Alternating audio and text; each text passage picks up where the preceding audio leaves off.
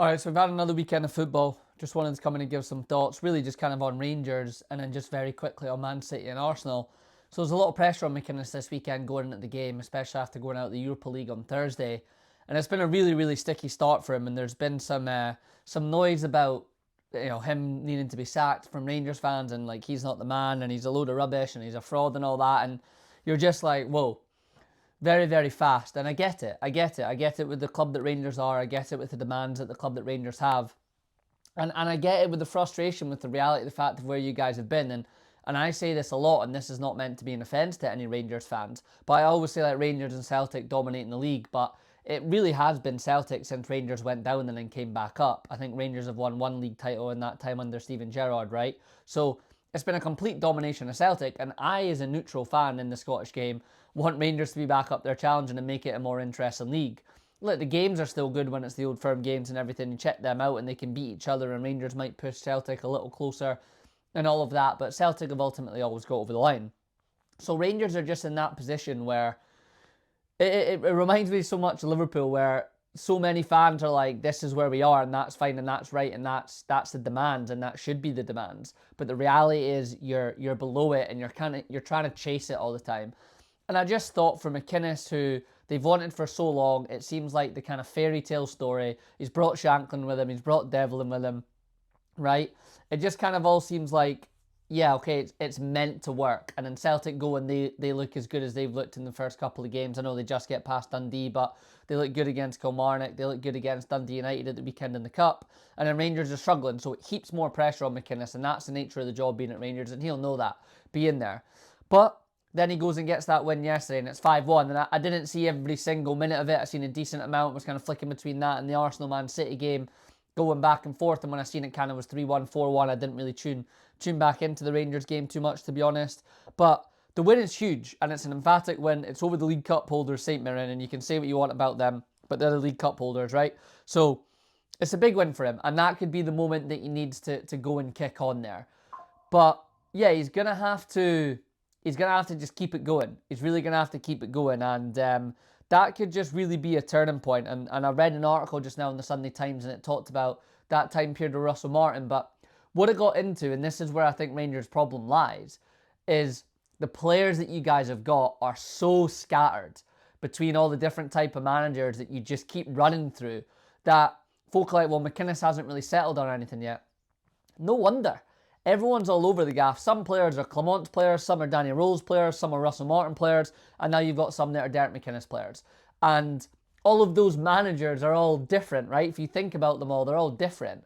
So it's no wonder that they're not quite working and fitting in there. And I just think that is something Rangers fans that I think you have to look at and you have to accept. And I think that Rangers just need to pause this season and let McInnes do his thing. And I understand if he's third, fourth, fifth, and he's miles off it, there's going to be pressure and he might get sacked. I get it.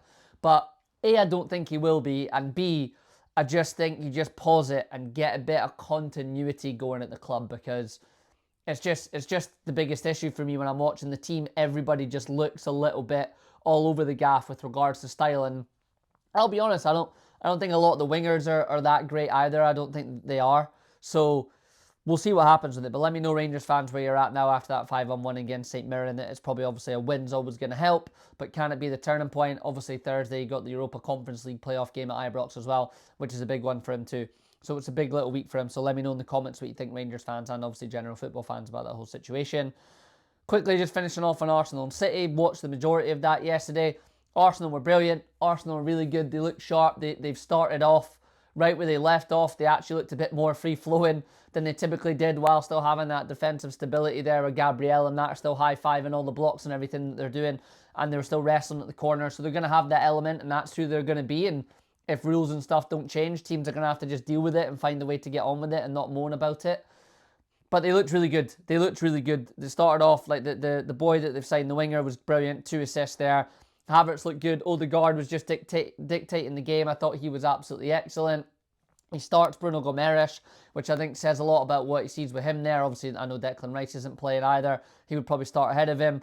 But Arsenal, just the most the most calm, the most kind of least change, the same manager in charge, while all these other teams are going to get out the managers. And I think for Arsenal, and just harping back quickly to Scotland, for Arsenal and Celtic, early on, and we know it doesn't always go this way, but early on it feels as if those two are going to run away with each of their leagues. It does. It feels as if by Christmas time into the new year, you're thinking it's kind of that no one's really going to catch them. It's kind of done and over with. But football loves to throw out surprises. It's the whole point of why we're in it for. It's the whole point why I'm doing this, because you can't narrate it. You can't just say what's going to happen, because it never works that way. But I do think Arsenal are comfortably the favourites to go and win the league. And on the flip side, you've got Maresca. And I feel like people are a bit unsure on Maresca. Some people really like him. Some people don't really like him. I thought he was all right at Chelsea. There was a moment at Chelsea where they were up at the top of the table and he got asked about it. And he kind of said, that's not us and everything. And I get it. And as much as he was probably right in saying that, I still think when you're a manager and you're the really top level managers and you're at that moment and you're at that level, that you take it in stride and you go for it. And I think the top guys do that. So that was one moment for me. Maresca was a bit like, not too sure. He's very, very tactical. He obviously comes from the Guardiola school, hence the reason they've kind of waited for him and gone and got him there. So I get it. I get all of that, but I'm just not too sure. They just look miles off it. They did look off it. Like Arsenal very much on it, and I think City not at their best at all, what they'll be under Maresca, but they looked a bit too far behind. And it looks like Rodri's off to Barcelona, and that's a huge change for Manchester City in there. It's a huge loss for Maresca to have that guy in the middle of the park controlling the game for him. Looks like they're wanting Enzo Fernandez from Chelsea. They got on well together. I don't mind Enzo. Talking about 120 million. I mean, he cost Chelsea, 100 and something. So I get why that's going to be the price. So an interesting one. He's not Rodri, is he? He likes to get into the box and that. He likes to get some goals. I thought Kovacic was poor yesterday for them. But it's going to be very, very interesting for Maresca because, similar to what we're saying about McInnes and pressure, he's taken over from Pep. They're champions so many times, of course, the last decade, as we know that. And he's changed the game and he's taken Man City to who they are and where they are now in terms of the global game, winning Champions League and everything like that. So it's a lot of pressure from Maresca. And if he's floating in around 5th, 6th place, kind of come Christmas time and it's looking a little bit off the top 4, there'll be questions asked of him. There will be. And he'll be under a bit of pressure. So it'll be interesting to see how he handle that. So let me know what you guys think in the comments about Maresca. Is that going to work? Again, we could say, does he just need time like McInnes just needs time? Every manager needs time. The reality of the fact, especially when your eyes are on you at Rangers, Man City, Arsenal, Liverpool, Chelsea, all of that, Man United, time is just not what it is. So look, this is it. Premier League is back on Friday. If you haven't already joined Fantasy Football League for here, free to join this year, £100 for the cash prize winner. £100 cash prize for the winner, if I say that correctly. Code and everything is in the bio, so get yourself signed up for that. We'll do some banter across the Instagram and TikTok pages. Follow them. That's where I'll be kind of keeping most up to date. We'll do some Manager of the Month awards. So if you're into it, get yourself involved. Why not? Do some other stuff throughout the season. And hope everyone has a nice little last few days here before this season kicks into gear. And for those of you that have got relationships and partners, as we know, football becomes a big part at this time of year. And it kind of takes over the household and on the TV, and you've got to try and juggle that. So good luck to everyone for that. And as always, until the next one, have a good one, all right? Peace.